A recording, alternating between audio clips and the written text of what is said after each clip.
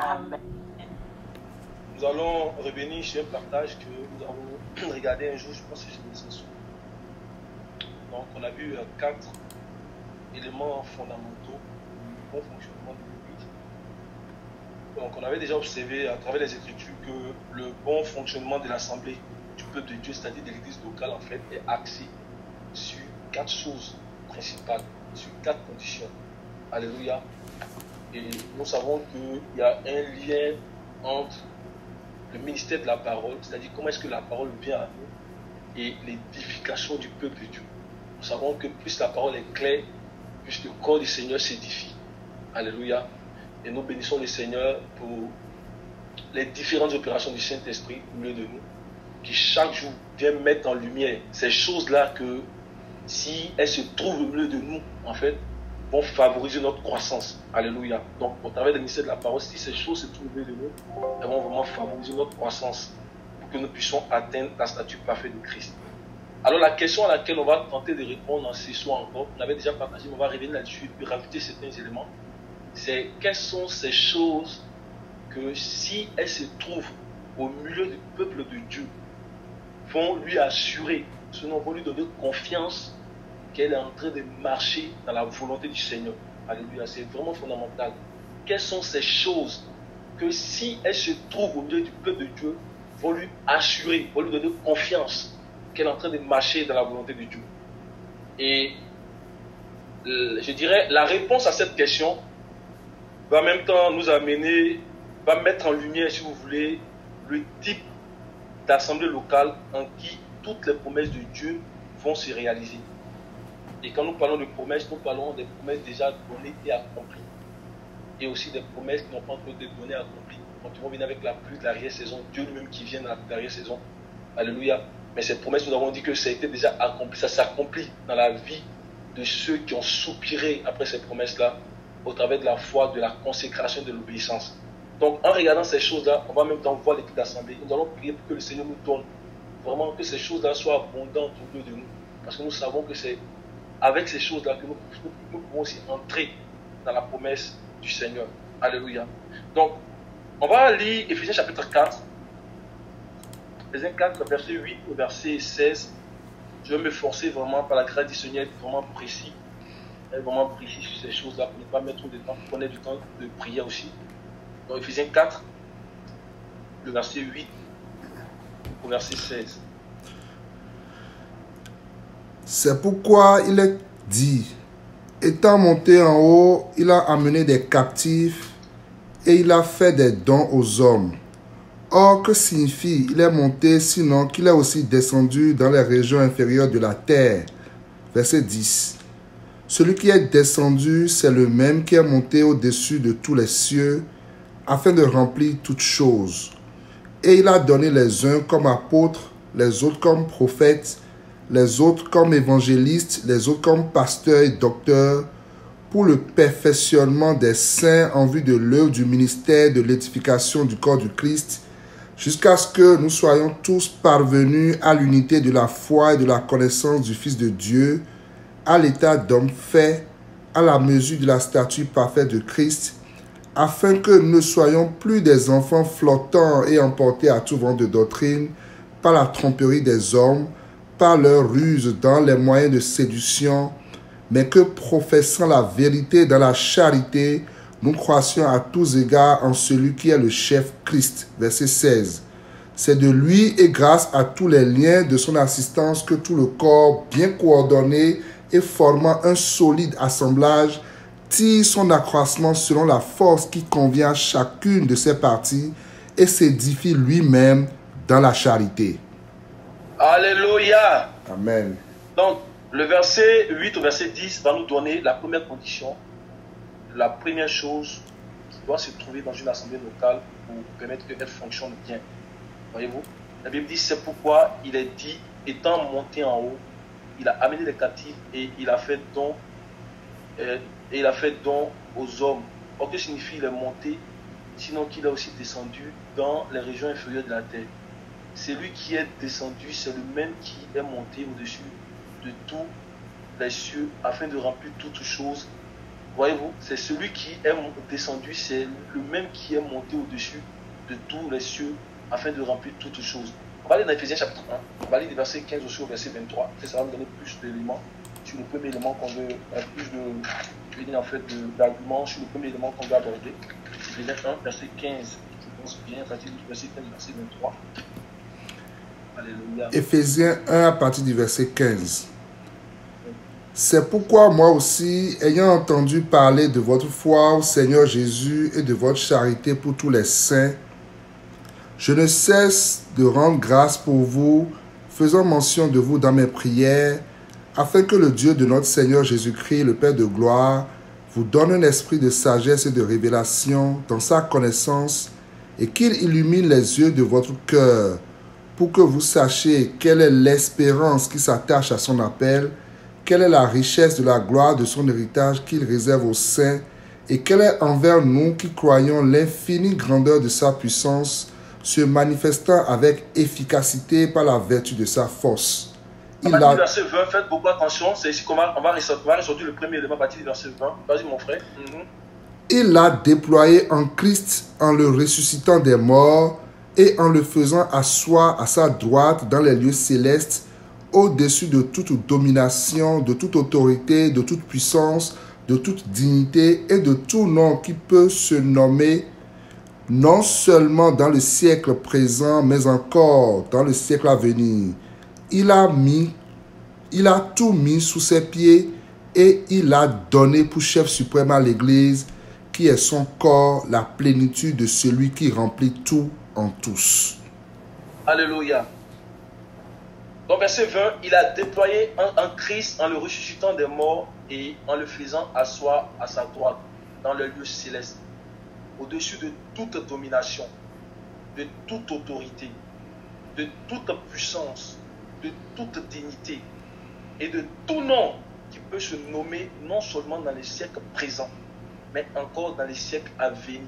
Verset 22, il a tout mis sous ses pieds et il a donné pour chef suprême à l'Église, qui est son corps, la plénitude de celui qui remplit tout en tous. Donc, la première condition, le premier élément du bon fonctionnement de l'Église, c'est l'autorité de Christ. Alléluia. Donc, en d'autres termes, une assemblée locale qui dit qu'elle appartient à Christ doit reconnaître son autorité en tant que son chef unique. Alléluia.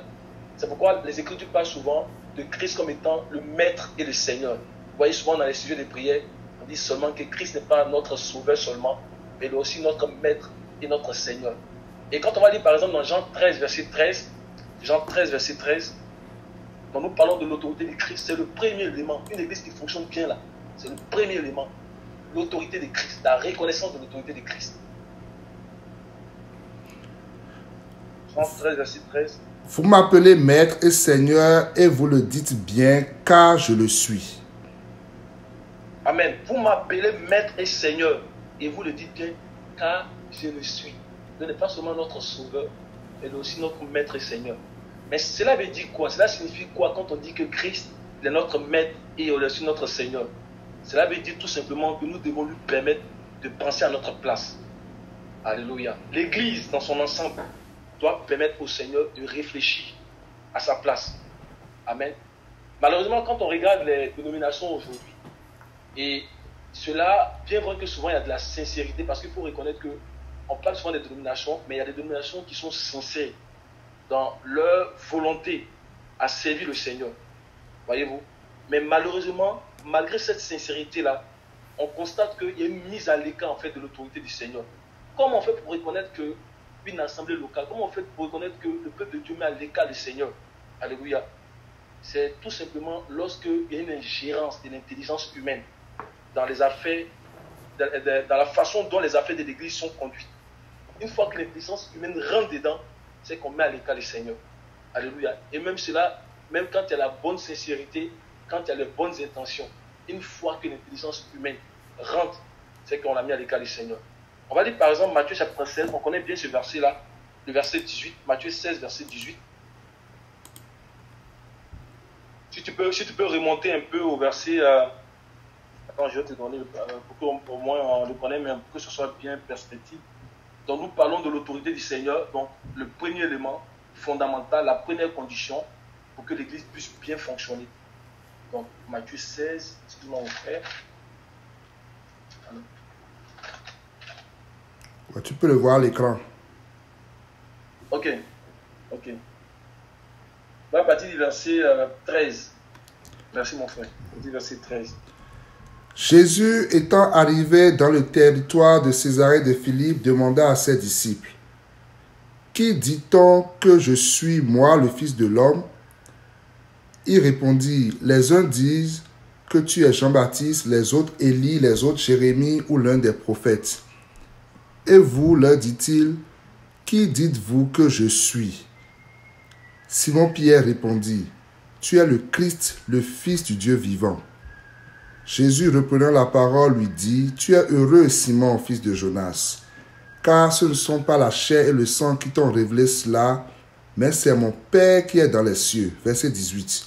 « Et moi, je te dis que tu es Pierre, et que sur cette pierre, je bâtirai mon église, et que les portes du séjour des morts ne prévaudront point contre elle. » Alléluia. Donc le verset 18, le Seigneur, il donne l'objectif.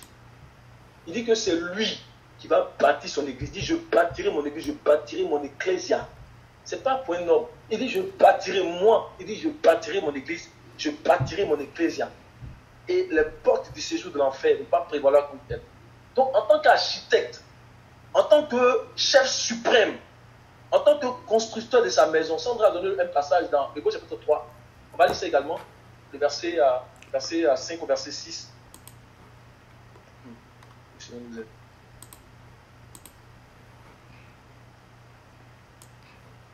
Hébreux 3, partie du verset 5.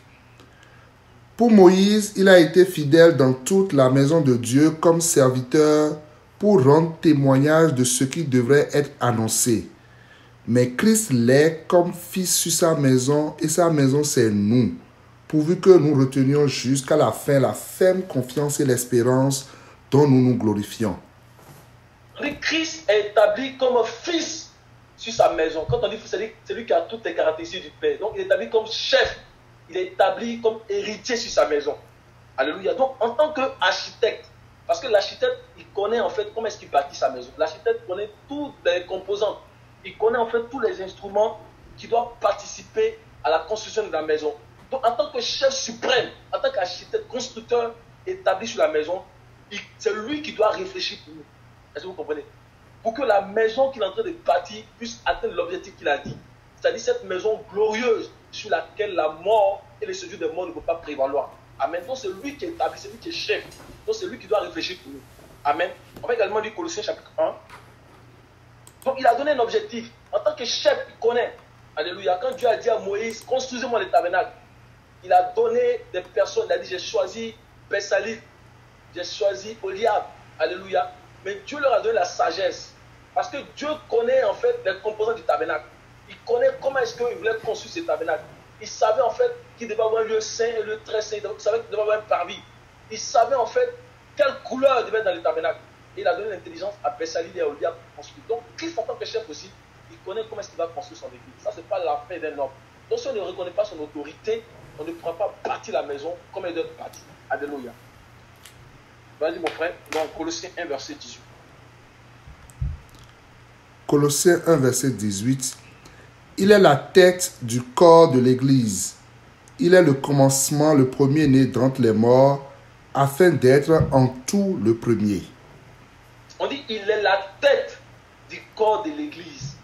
Il est la tête du corps de l'Église. C'est-à-dire que la façon dont nous devons opérer là, ça doit être dicté par ce qu'il nous dit. Amen. La façon dont l'Église opère doit être dictée par la tête. Quand on dit tête, ça veut dire qu'il est le chef du corps. Alléluia. Donc la façon dont l'Église opère doit être dictée par ce qu'il nous dit. C'est pour cela qu'on dit qu'il est la tête. Amen. Nous avons dit que dans le contexte naturel, quand on prend le corps de l'homme, on voit que c'est notre tête qui réfléchit pour nous. Amen.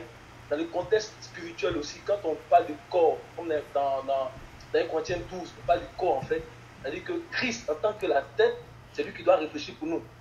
Alléluia. Si l'Église veut atteindre sa mission, c'est Christ qui doit réfléchir pour nous. Et quand il réfléchit pour nous, c'est qu'on reconnaît son autorité. Et ça là, c'est le vrai sens Éphésiens 4, verset 16. Je lis ça, Éphésiens 4, verset 16.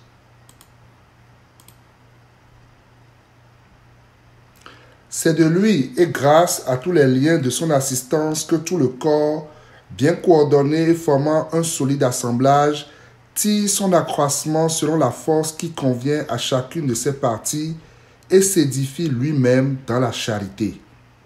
On dit c'est de lui la source. Comprenons par là que c'est de lui la tête. C'est de lui la source. Alléluia. Que tout le corps, c'est de lui. Le verset 16 dit que c'est de lui, donc c'est de lui la tête. Et grâce à tous les liens de son assistance, que tout le corps, c'est-à-dire tout le corps attaché à lui. C'est pour ça que quand on lit dans Jean chapitre 15, le verset 5, il dit je suis le cep et vous êtes les sarments. Je suis le tronc, je suis l'olivier franc. Et c'est de moi que quitte la sève. Une branche qui n'est pas, un sarment, une branche qui n'est pas attachée au tronc, cette branche va mourir. Alléluia. Donc c'est de lui. Et grâce à tous les liens de son assistance, que tout le corps bien coordonné, alléluia, bien coordonné et formant un solide assemblage, tire son accroissement selon la force qui convient à chacun de ses parties et s'édifie lui-même dans la charité. Donc tout vient de lui. Tout vient de lui. Si l'église locale, l'église de Québec, oh je bénis le Seigneur vraiment pour sa grâce, si l'église de Québec veut vraiment grandir, si l'église de Québec veut atteindre la statue parfaite de Christ, il faut qu'elle soit attachée à Christ. Il faut qu'elle laisse Christ réfléchir pour elle. Alléluia. Alléluia.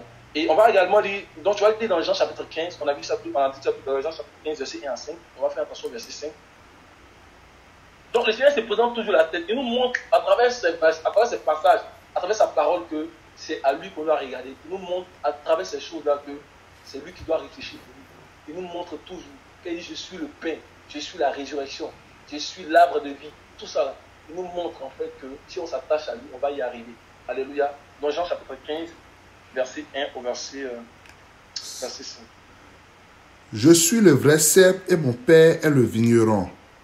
Tout sarment qui est en moi et qui ne porte pas de fruits, il le retranche, et tout sarment qui porte du fruit, il l'émonde, afin qu'il porte encore plus de fruits.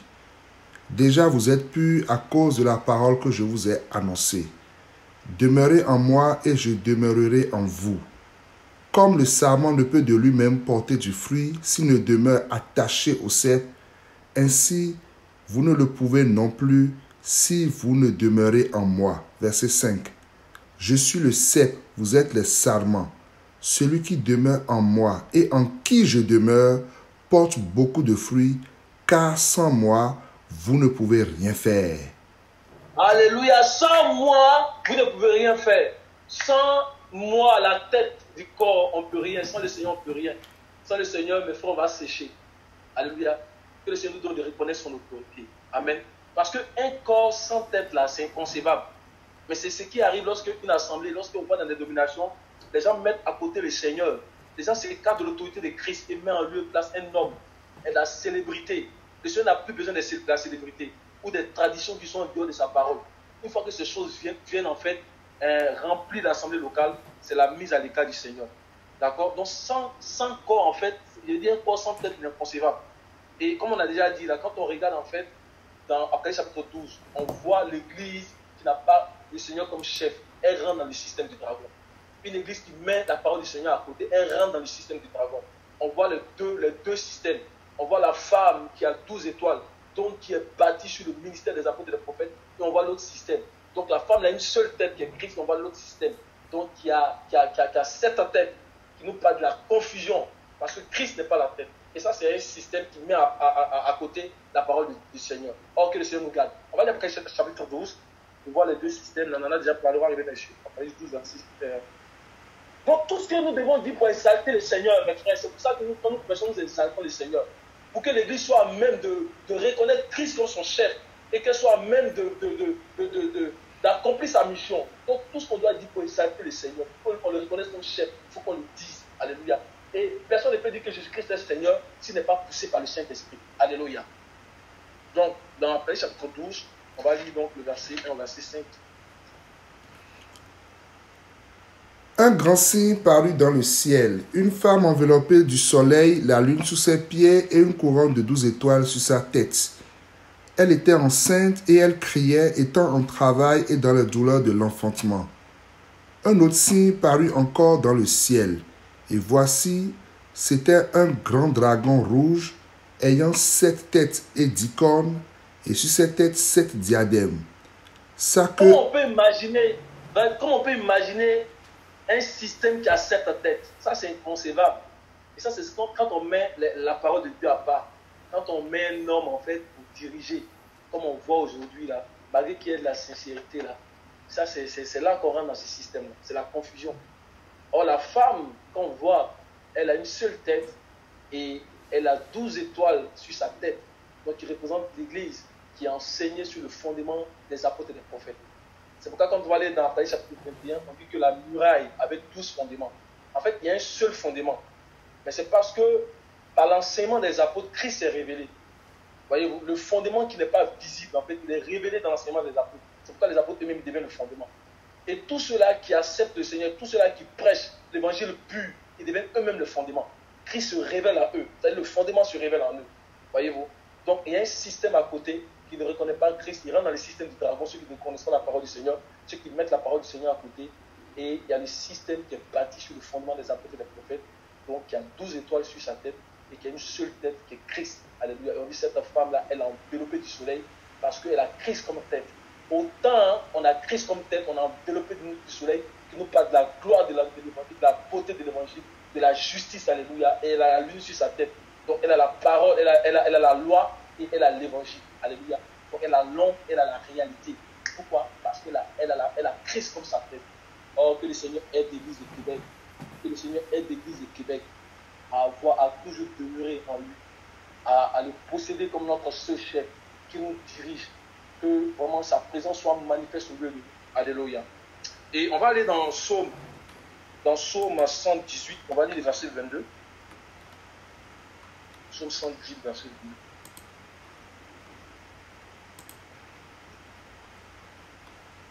Psaume 118, verset 22.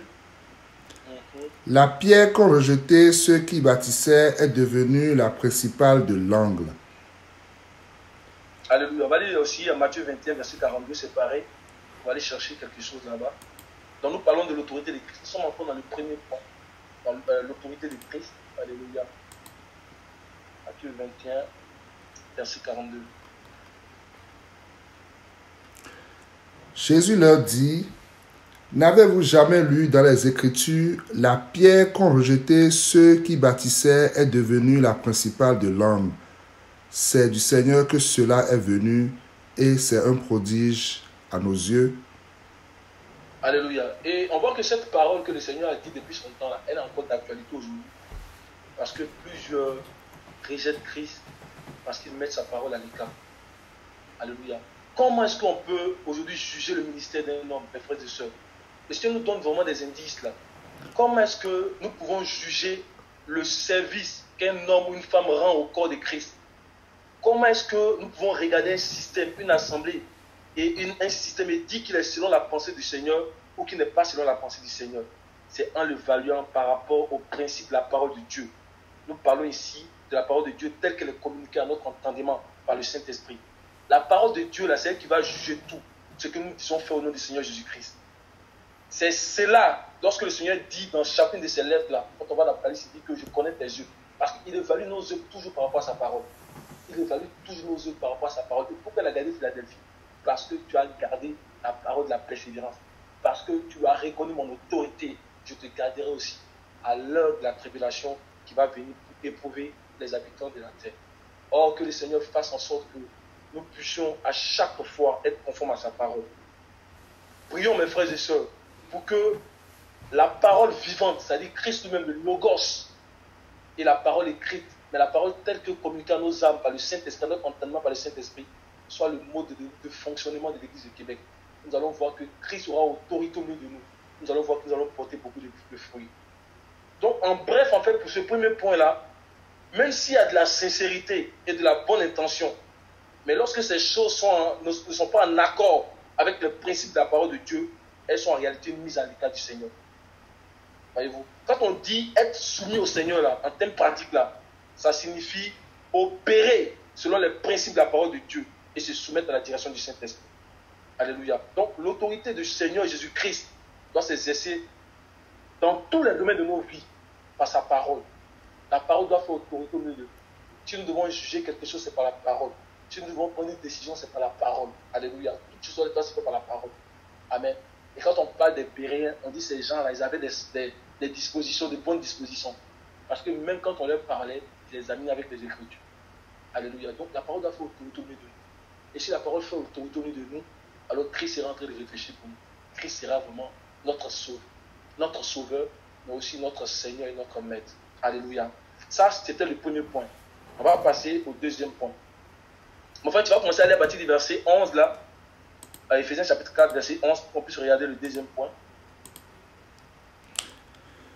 Et il a donné les uns comme apôtres, les autres comme prophètes, les autres comme évangélistes, les autres comme pasteurs et docteurs, pour le perfectionnement des saints, en vue de l'œuvre du ministère de l'édification du corps du Christ, jusqu'à ce que nous soyons tous parvenus à l'unité de la foi et de la connaissance du Fils de Dieu, à l'état d'homme fait à la mesure de la stature parfaite de Christ, afin que nous ne soyons plus des enfants flottants et emportés à tout vent de doctrine, par la tromperie des hommes, par leur ruse dans les moyens de séduction, mais que professant la vérité dans la charité, nous croissions à tous égards en celui qui est le chef, Christ.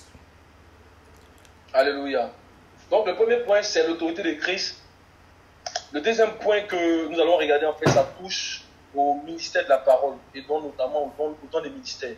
Alléluia. Donc ici, on va parler en fait de la présence de personnes que le Seigneur lui-même a appelées dans le ministère, et dont l'objectif premier, en fait, c'est de perfectionner les saints. Alléluia.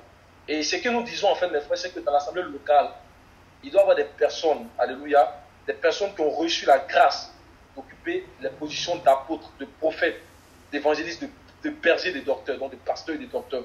Alléluia. Et ces 5 ministères-là doivent être évidents pour le bon fonctionnement de l'église locale. Elles doivent être évidentes au sein de l'église locale. Alléluia. Elles doivent être vraiment évidentes. Et c'est pour ces choses-là que nous prions chaque jour dans nos sujets de prière. On demande que le Seigneur fasse grâce des dons des ministères de nous. Et comme on l'a déjà dit une première fois, ces dons des ministères-là, en fait, nous pouvons appeler l'ensemble de ces ministères-là des ministères apostoliques. Apostolique, ça vient de apostolos. Apostolos qui veut dire envoyer. Amen. Il dit que ces personnes qui opèrent ces 5, ces personnes qui exercent ces 5 ministères-là sont mandatées par le Seigneur lui-même. Ils ne sont pas mandatés par un homme, mais ils sont mandatés par le Seigneur lui-même.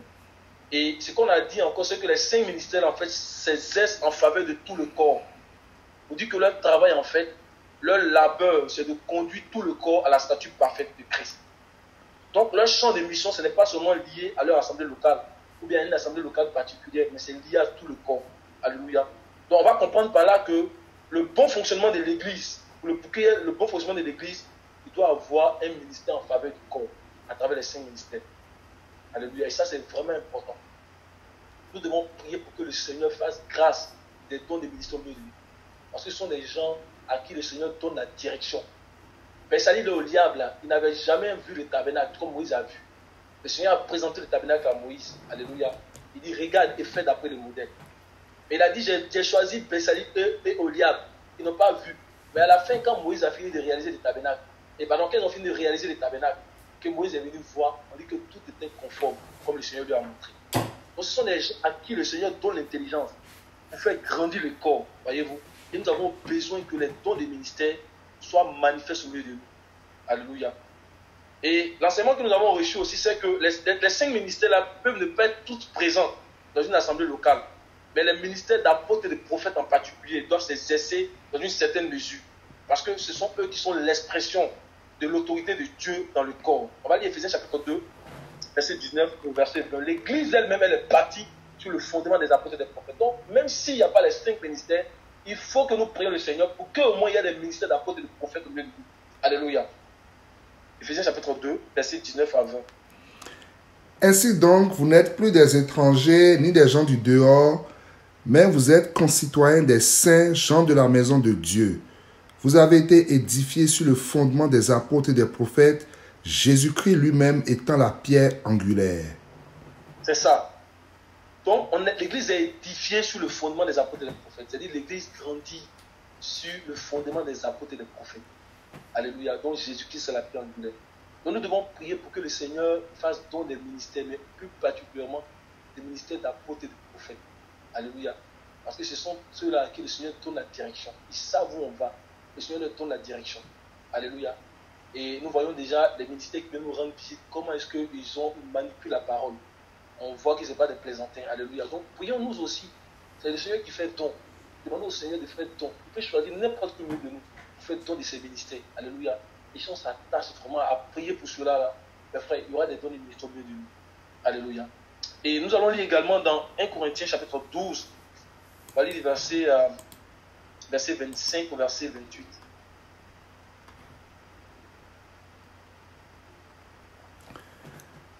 Afin qu'il n'y ait pas de division dans le corps, mais que les membres aient également soin les uns des autres. Et si un membre souffre, tous les membres souffrent avec lui. Si un membre est honoré, tous les membres se réjouissent avec lui. Vous êtes le corps de Christ et vous êtes ses membres, chacun pour sa part.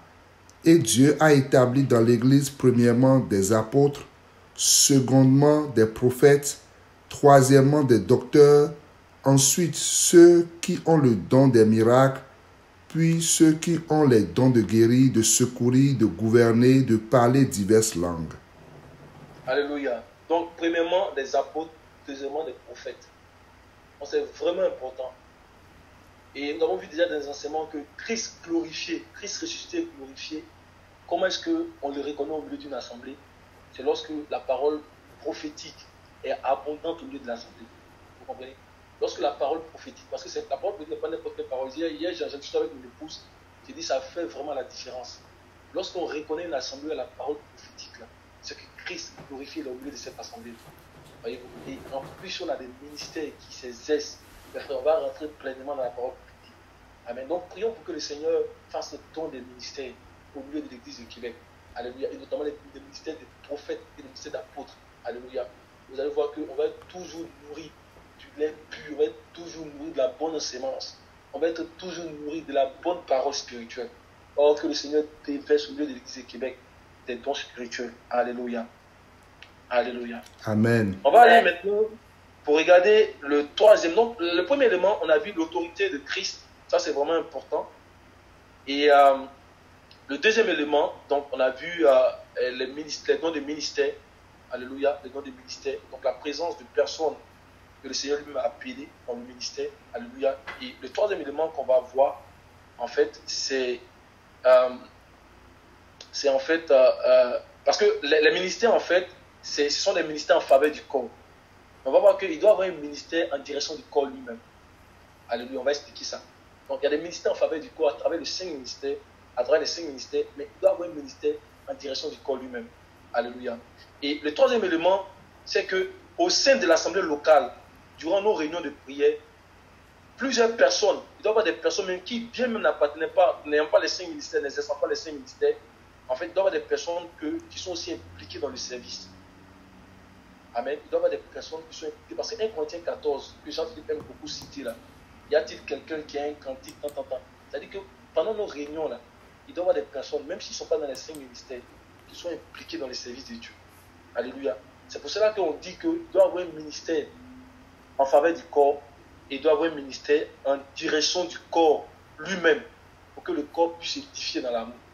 Donc les 5 ministères sont pour le corps, mais il faut que le corps même s'édifie.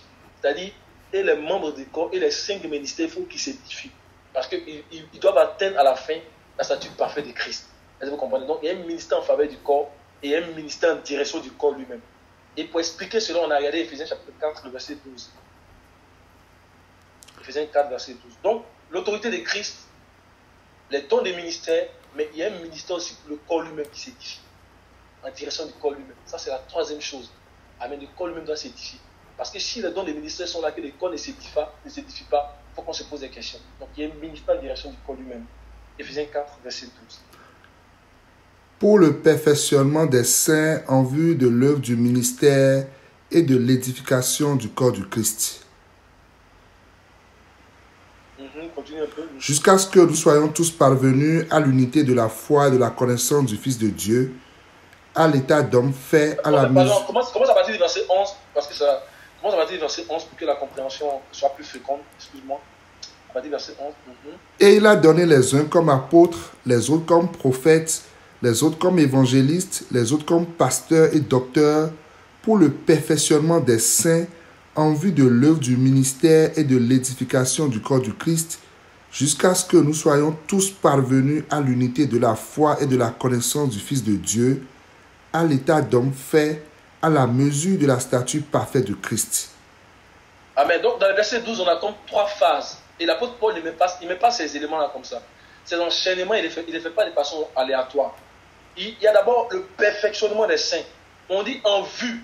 Quand on dit en vue, ça dit dans l'intention, afin que, alléluia, donc le perfectionnement des saints doit conduire à quelque chose. Et ce à quoi ça conduit, c'est l'œuvre du ministère, alléluia. Et l'œuvre du ministère doit conduire aussi à l'édification du corps. Amen. Donc il y a 3 éléments. Perfectionnement des saints, en vue, donc dans l'intention de l'œuvre du ministère, et l'œuvre du ministère ensuite doit arriver à l'édification du corps. Donc en termes pratiques, en fait, ça veut dire quoi? Ça veut dire que les ministères par leur labeur, ils donnent l'enseignement au peuple, ils donnent la nourriture spirituelle, ils donnent le lait pur pour nourrir le corps, afin que le corps soit perfectionné. Ça, c'est le premier élément.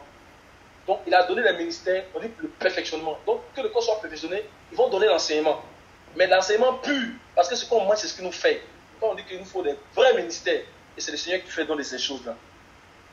Maintenant, le deuxième élément, alléluia, c'est que les membres du corps qui reçoivent l'enseignement, eux aussi, à un moment donné, parce qu'il ne faut pas qu'on soit là pour boire seulement le lait. À un moment donné, l'apôtre Paul dit que vous êtes devenus là à comprendre. Il dit pour vous qui êtes des maîtres dans l'enseignement. C'est-à-dire quand on reçoit l'enseignement, à un moment donné aussi, les membres du corps qui reçoivent l'enseignement, eux aussi, par la soumission à l'esprit, ils doivent aussi s'élever pour partager la vie de Christ. On a dit que Christ a une gloire multidimensionnelle. Alléluia. Ce n'est pas un seul homme qui peut partager la vie de Christ. Il dit que je suis vivant dans Nombre 14 et ma gloire remplira toute la terre. Mais pour que sa gloire remplisse toute la terre, il faut un corps de personnes. C'est quand on parle de corps, dans la Nouvelle Alliance, on parle de corps. Amen, on parle de corps parce que ce n'est pas un seul homme, ce n'est pas la célébrité. Alléluia. Christ veut diffuser son corps, il veut diffuser sa puissance, pardon. Il veut diffuser sa gloire à travers son corps. Il a besoin d'un ensemble de personnes pour s'exprimer. Alléluia. Donc, ceux qui écoutent la parole, à un moment donné, c'est pour qu'ils se lèvent. Vous comprenez? Pour partager la vie de Christ. Amen. C'est pour ça qu'on a dit qu'il y a un ministère, alléluia, en faveur du corps à travers les 5 ministères, mais il y a un ministère en direction de lui-même. Donc, c'est ça l'œuvre du ministère. On écoute la parole des ministères, on entend la parole du ministère, et nous aussi, on entre dans le ministère. Alléluia. Ça, c'est la deuxième phase. Donc, le ministère enseigne pour nous perfectionner. Comment on sait qu'on est perfectionné? Parce que nous aussi, on entre dans l'œuvre du ministère. Amen. Et parce qu'on entre dans l'œuvre du ministère, ça dit que le corps s'édifie. Voyez-vous, sous la tutelle du Saint-Esprit. Ça, c'est le troisième volet. Donc, le corps ne reste pas statique, mais il grandit dans la connaissance de Christ. Ça, c'est le signe qui se perfectionne. Donc, les ministères enseignent. Et la résultante de l'enseignement des ministères, c'est que ceux qui entendent aussi rentrent dans l'œuvre du ministère. Amen. Et parce qu'ils rentrent dans l'œuvre du ministère, on voit que le corps est en train de grandir. Au fur et à mesure que les gens rentrent, le corps est en train de s'édifier. Au fur et à mesure que les gens rentrent, le corps est en train de s'édifier. Amen. Et tout cela, c'est l'œuvre du Saint-Esprit. Et c'est pour ça que dans Éphésiens chapitre 2, regardez dans Éphésiens 2, il y a 3 phases: perfectionnement, œuvre du ministère, édification. Perfectionnement. Mais on va voir que dans les dénominations, excusez-moi, dans les dénominations, il y a comme toujours le clergé ou bien les laïcs, les gens qui sont là toujours et regardent la parole, les gens qui sont là qui écoutent. Ça, il ne peut pas avoir d'édification. Vous comprenez? Il ne peut pas avoir d'édification. Il faut qu'il y ait des gens au fur et à mesure, mes frères et sœurs. Nous sommes un sacerdoce. On va voir qu'on est un sacerdoce universel. Nous avons tous la même responsabilité, mes frères. Il faut qu'on grandisse ensemble. Donc la parole, à un moment donné, là, ceux qui donnent, il faut qu'ils s'asseyent aussi. Il faut aussi écouter. Et puis les gens qui ont entendu, qui donnent la parole. C'est ça, on parle des sacerdoces universels. C'est ça que le Seigneur est venu faire, que tout le corps soit grandi. Parce que si ce n'est pas comme ça, là, on ne pourra pas tous arriver, vous comprenez, à la statue parfaite de Christ. On doit à la fin atteindre la même étape. Amen. Vous comprenez? On doit tous à la fin atteindre le même stade. Pour que cela soit possible, pour que les membres du corps aussi là, rentrent dans l'œuvre du ministère. Alléluia! Amen. Amen. Tu vas lire, ça va quel passage j'avais donné là? Éphésiens 2, 21. va dire 19, verset 19. Ok. Ainsi donc, vous n'êtes plus des étrangers ni des gens du dehors, mais vous êtes concitoyens des saints, gens de la maison de Dieu. Vous avez été édifiés sur le fondement des apôtres et des prophètes, Jésus-Christ lui-même étant la pierre angulaire. En lui, tout l'édifice bien coordonné s'élève pour être un temple saint dans le Seigneur. En lui, vous êtes aussi édifiés pour être une habitation de Dieu en esprit. On dit c'est tout l'édifice, on n'a pas dit seulement la porte, on n'a pas dit seulement la fenêtre, mais tout l'édifice doit s'élever.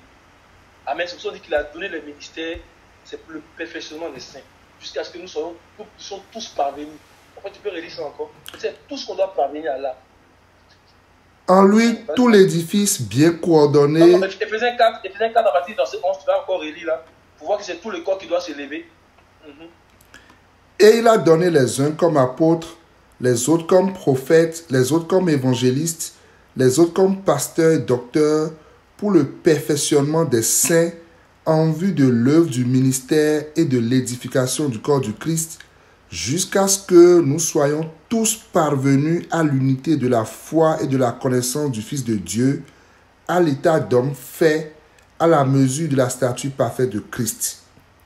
Alléluia. Donc le fait que tous on parvient, nous sommes tous parvenus, donc les ministères, les membres, tout le monde, on parvient à là, c'est parce qu'il y a des gens aussi qui s'élèvent pour partager la vie de Christ. Et on est vraiment content, je vous dis que ce soit les anciens, on est vraiment content quand on voit des jeunes frères, des jeunes sœurs qui commencent à manipuler la parole. À un moment donné, on se dit, ah, vraiment, il faut qu'on ait aussi, on aille chercher.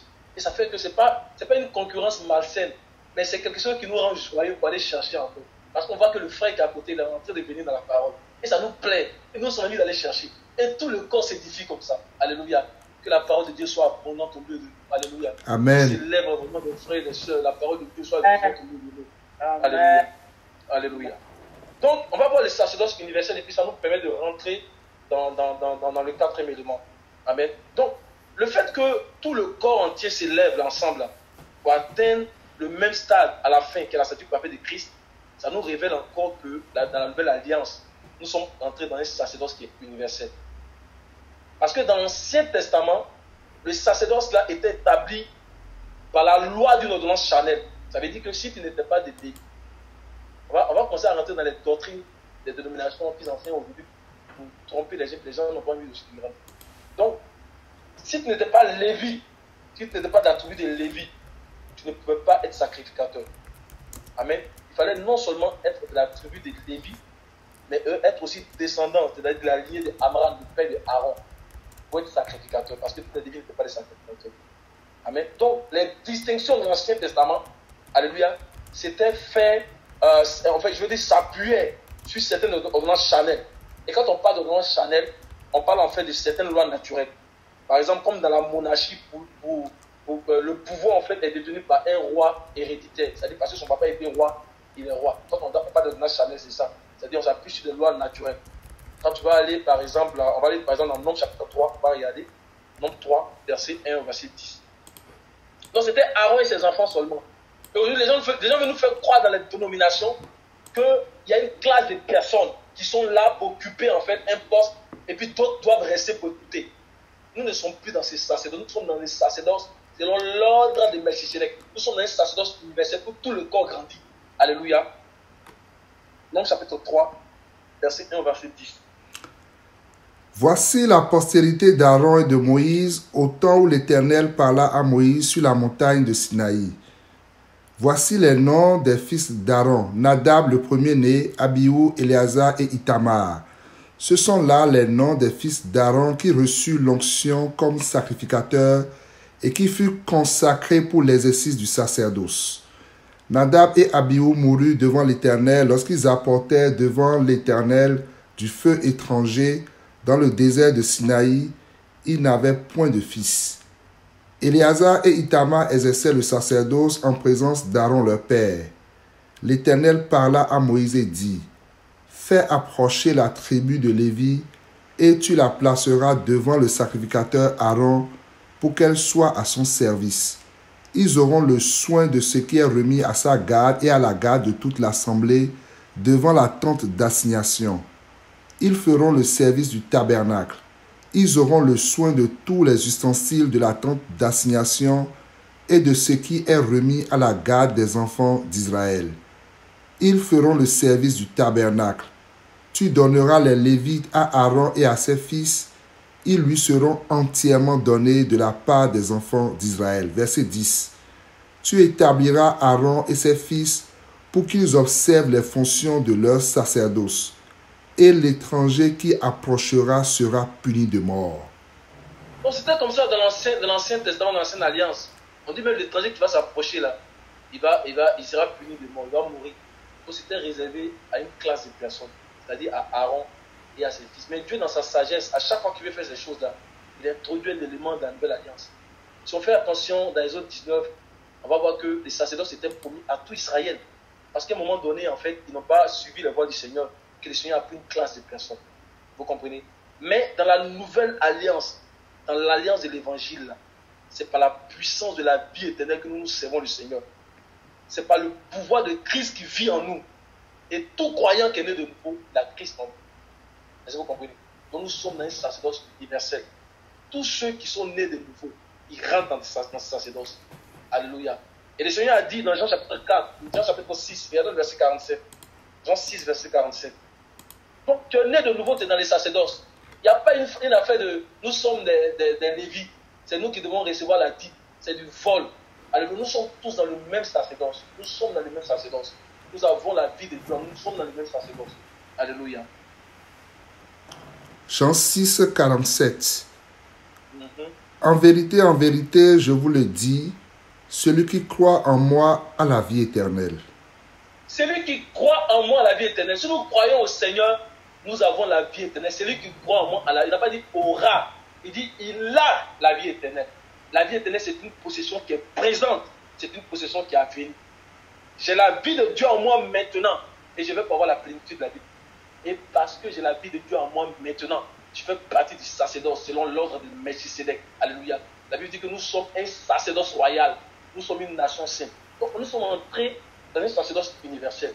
Alléluia. C'est comme nous sommes tous frères. Amen. Il y a les ministères qui font autorité de nous. Même quand bien même il y a les ministères aussi sont nos frères. Alléluia. C'est pourquoi l'apôtre Paul, il dit que de ne pas... Il appelle Pierre son frère. Et Pierre même dit le frère Paul. Alléluia. Parce que nous sommes dans un sacerdoce qui est universel. Alléluia. Il ne faut pas que quelqu'un va venir nous tromper. Amen. Donc j'ai la vie de Dieu en moi. Je suis dans les sacerdoces. Et parce que je suis dans les sacerdoces, j'ai une libre accès au tabernacle. J'ai accès au tabernacle. Avant, on dit que l'étranger qui va s'approcher va mourir. Maintenant, Hébreux chapitre 10, verset 19. Parce que nous sommes dans le sacerdoce universel selon l'ordre de Melchisédek. Christ est le sacrificateur de la foi. Nous avons libre accès au tabernacle, nous tous. Alléluia. Donc, dans Hébreux chapitre 10, verset 19. Amen. Ainsi donc, frères, puisque nous avons au moyen du sang de Jésus une libre entrée dans le sanctuaire, par la route nouvelle et vivante qu'il a inaugurée pour nous au travers du voile, c'est-à-dire de sa chair. Et puisque nous avons un souverain sacrificateur établi sur la maison de Dieu, approchons-nous avec un cœur sincère, dans la plénitude de la foi, les cœurs purifiés d'une mauvaise conscience et le corps lavé d'une eau pure. Alléluia. Donc il n'y a pas de supériorité en fait, mes frères et sœurs, d'un homme sur un autre dans l'église du Nouveau Testament. Et comme on a dit, le Seigneur Jésus-Christ est tellement grand, il est tellement grand, qu'il faut de plus en plus de personnes qui sont disposées, alléluia, pour qu'ils se révèlent pleinement. Et si nous disposons nos cœurs, mes frères, si seulement nous disposons nos cœurs, nous allons que Christ va se révéler pleinement à nous. On va lire deux passages encore pour établir ça dans Matthieu 23, versets 8 à 12 et puis Galates 3, 26. Donc il n'y a pas de supériorité, mes frères, vraiment. Il faut qu'on comprenne ça. Et ça va faire qu'on va avoir tous une responsabilité. C'est-à-dire que si on comprend ça, on va avoir tous une responsabilité pour dire, ah, on a tous la responsabilité, vraiment. Mais si on dit que quelqu'un est plus grand que l'autre, ça devient difficile. Si on dit que qu'il ne soit pas ainsi au milieu de vous, dit qu'il ne soit pas ainsi au milieu de vous, que le plus petit même sera le plus grand. Alléluia. Donc, dans Matthieu chapitre 23, verset 8 à 12. Mais vous, ne vous faites pas appeler Rabbi, car un seul est votre maître et vous êtes tous frères. Et n'appelez personne sur la terre votre Père, car un seul est votre Père, celui qui est dans les cieux. Ne vous faites pas appeler directeur, car un seul est votre directeur, le Christ. Le plus grand parmi vous sera votre serviteur.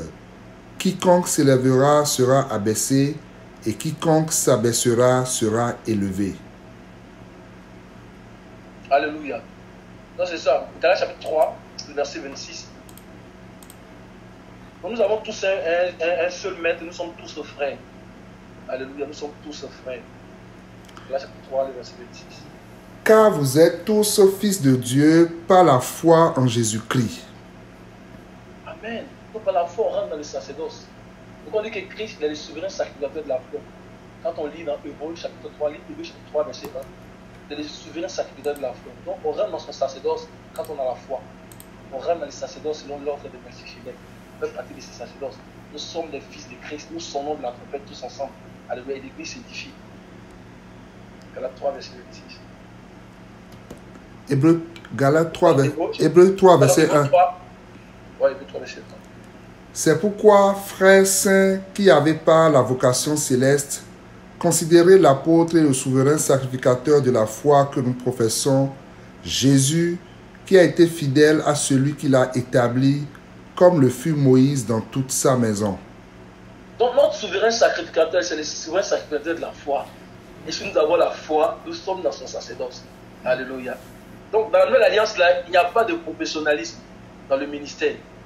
Comme on voit aujourd'hui, on dit, ils sont comme la profession. Non, dans la nouvelle alliance, il n'y a pas de professionnalisme. Il n'y a pas de distinction clergé-laïque qui va imputer la responsabilité à une classe de personnes. Ce n'est pas comme ça. Quand on lit, quand vous prenez le Nouveau Testament, vous regardez là, vous voyez que ce n'est pas comme ça. Il n'y a pas de professionnalisme. Nous sommes tous frères. Alléluia. C'est là que nous amenons au quatrième point. Et le quatrième point, c'est une vie de consécration. La vie de consécration du peuple de Dieu. On a énuméré les autres points pour que nous puissions comprendre ce volet de vie de consécration. Parce qu'on a vu que nous faisons tous partie du même sacerdoce. Et parce que nous faisons tous partie, nous sommes tous membres du même sacerdoce, la vie de consécration nous incombe à tous. Parce que si on ne comprend pas qu'on est le même sacerdoce, si on dit qu'il y a la pastorale, il y a, je sais pas, les évêques à part, il y a le pasteur à part, il y a le prophète à part, et qu'on ne comprend pas que tous ceux-là font partie du même sacerdoce là, les gens ne vont pas vouloir se consacrer. Mais quand on comprend que nous sommes dans le même sacerdoce, on voit que la vie de consécration va être une responsabilité pour tous. Nous sommes dans un sacerdoce royal. Nous sommes une nation sainte. Et à cause de cela, nous sommes tous placés dans la même vocation céleste. Quand on parle de vocation, ça veut dire l'appel, l'invitation. Nous sommes tous dans la même invitation. Dieu nous invite autant que nous sommes tous à aller posséder sa vie. Ce n'est pas dédié sur une classe de personnes. Autant que nous sommes tous, Dieu nous invite à aller posséder sa vie. Alléluia. On va regarder Hébreux chapitre 3, verset 1, qui va nous montrer que nous sommes tous dans la même vocation, nous sommes tous dans la même invitation. Dieu nous appelle tous à aller posséder sa vie. Ce n'est pas pour une classe de personnes. Amen. Hébreux 3, verset 1. C'est pourquoi, frères saints, qui avaient part à la vocation céleste, considérez l'apôtre et le souverain sacrificateur de la foi que nous professons, Jésus, qui a été fidèle à celui qui l'a établi, comme le fut Moïse dans toute sa maison. Donc nous sommes dans la même vocation, mes frères, nous sommes dans la même invitation. Amen. Donc il n'y a pas deux vocations, l'une pour les sacrificateurs et l'autre pour les laïcs, comme les dénominations travaillent à nous faire croire. Il n'y a qu'une seule vocation pour nous tous, c'est la vocation céleste en Jésus-Christ. C'est de cela que l'apôtre Paul parle dans Philippiens chapitre 3, le verset 14. Philippiens 3, verset 14. Donc il y a une même vocation. Alléluia. Donc chacun est responsable, mes frères. Nous sommes tous responsables à travailler pour notre salut avec crainte et tremblement. Nous sommes tous responsables, mes frères, à la consécration. Alléluia. Tout le monde doit être consacré. L'église doit être consacrée. Ce n'est pas fait seulement pour une seule personne, mais pour des personnes. Alléluia. Philippiens chapitre 3, verset 14. Je cours vers le but pour remporter le prix de la vocation céleste de Dieu en Jésus-Christ.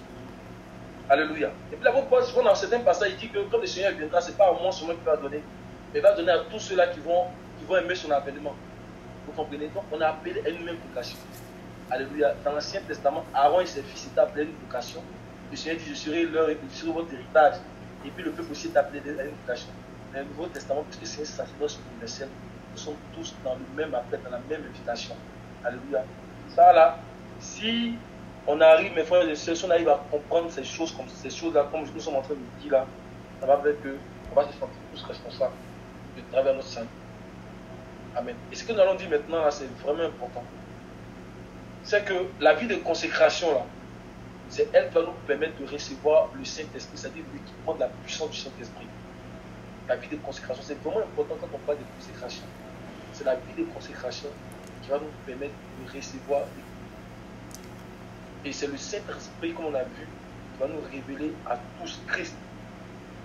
Et si nous disposons notre cœur, mes frères et sœurs, alors Christ sera de plus en plus révélé dans notre vie. Amen. Parce que lorsqu'on se soumet à lui, lorsqu'on se soumet au Saint-Esprit, il continue à nous révéler les trésors liés à la plénitude de l'image de Christ, de l'image de la ressemblance de Christ. Il continue à nous révéler comment faire pour parvenir à la statue parfaite de Christ. Mais c'est la vie de consécration qui fait que le Saint-Esprit nous révèle ces choses-là. Quand on est intime avec l'Esprit, on obéit à la parole du Seigneur. Lorsqu'on reconnaît l'autorité de Christ, le Saint-Esprit fait ce travail en nous. Alléluia. Et on va regarder dans Matthieu 16, le verset 24, pour terminer. Donc, qui donne l'essentiel de la vie de consécration. Matthieu 16, verset 24. Puis après, je vais donner un autre passage pour terminer. La sœur Sandra, tu vois que je n'ai pas été long. Hein? Alléluia. Matthieu 16, verset 24. Alors Jésus dit à ses disciples, si quelqu'un veut venir après moi, qu'il renonce à lui-même, qu'il se charge de sa croix et qu'il me suive. Amen. Donc, qui renonce à lui-même. C'est-à-dire que qui n'est plus de vie pour lui-même. Alléluia. Mais Christ doit vivre en nous. Si je vis, ce n'est plus moi qui vis, mais c'est Christ qui vit en moi, qui se charge de sa croix. Alléluia. Donc, toute forme de tribulation et tout ça, qui se charge de sa croix. Parce que suivre le Seigneur, c'est vraiment des défis. Mais gloire au Seigneur, c'est le Saint-Esprit qui nous permet de pouvoir vivre ces choses-là. Amen. Qui se charge de sa croix. Donc, qui n'abandonne pas, en fait, lorsqu'il y aura, je veux dire, en fait, quelques tribulations. Amen. Qui n'abandonne pas, en fait, lorsqu'il y aura des injures, mais qui se charge de sa croix. Alléluia. Et qui vienne après moi. Alléluia. On va lire dans Jean chapitre 5 aussi, verset 19. Jean 5, verset 19. On voit la vie de consécration. Jean 5, verset 19. Jésus reprit donc la parole et leur dit, en vérité, je vous le dis, le Fils ne peut rien faire de lui-même. Il ne fait que ce qu'il voit faire au Père, et tout ce que le Père fait, le Fils aussi le fait pareillement. Ça, c'est la première partie. Donc, il fait tout ce qu'il voit faire le Père. Ça, c'est la vie de consécration. Donc, il obéit à la parole. Il entend la parole, il s'adapte à cela. Pourquoi m'appelez-vous Seigneur, Seigneur, ne faites pas ce que je veux. Donc, il entend la parole et il s'adapte à ça. Il obéit à la parole. Et qu'est-ce qui va arriver par la suite? Parce qu'il fait cela, il y a une résultante, il y a une conséquence. Tu vas s'attacher à ça. Comment faire la suite? Car le Père aime le Fils et lui montre tout ce qu'il fait, et il lui montrera des œuvres plus grandes que celles-ci, afin que vous soyez dans l'étonnement. Donc, parce qu'il est fidèle, parce qu'il fait ce qu'il voit faire au Père, le Père va lui montrer encore des choses plus grandes. Alléluia. Donc, et cet esprit nous montre certaines choses. Et nous commençons à voir. Parce que l'espérance, c'est de voir. Amen. C'est de voir. Si tu ne vois pas, tu ne peux pas espérer. Mais pour voir, il faut qu'on obéisse au Seigneur. Il faut qu'on se soumette au Saint-Esprit. Il nous fait voir des choses même que l'œil humain ne voit pas. Il nous fait voir ces choses-là. Et notre espérance devient vivante. Ça ne prend pas de la fermeté de l'espérance. Alléluia. Donc, la première chose, l'autorité de Christ. La deuxième, les dons des ministères.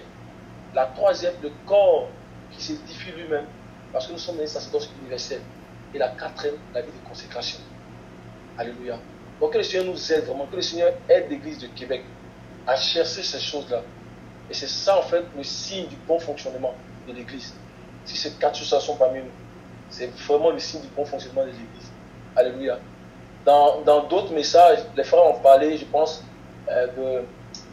parlé bien sûr de Christ glorifié.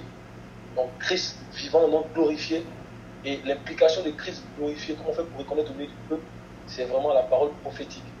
La troisième élément, je ne me rappelle pas, peut-être aller pour me donner ça, mais le quatrième, c'est la vie de consécration. Donc il y a comme 4 éléments qu'il a cités. Donc c'est ces 4 éléments-là que j'ai voulu mettre en lumière. Que le Seigneur nous aide vraiment à les rechercher. Et puis vraiment à en parler. Que l'Église fonctionne comme le Seigneur veut. Que le Seigneur soit celui qui réfléchit pour nous. Qui soit notre tête vraiment. Qu'il lève vraiment des ministres au milieu de nous. Des gens vraiment qui connaissent vraiment la direction, à qui donnent la direction de pouvoir conduire son Église à la perfection. Alléluia, que l'église soit consacrée vraiment. Moi, je voulais m'arrêter ici. Que le Seigneur nous bénisse et qu'il nous aide vraiment à pouvoir améliorer ces choses, que notre compréhension devienne encore de plus en plus féconde sur ces choses. Au nom de Jésus-Christ de Nazareth. Amen. Amen.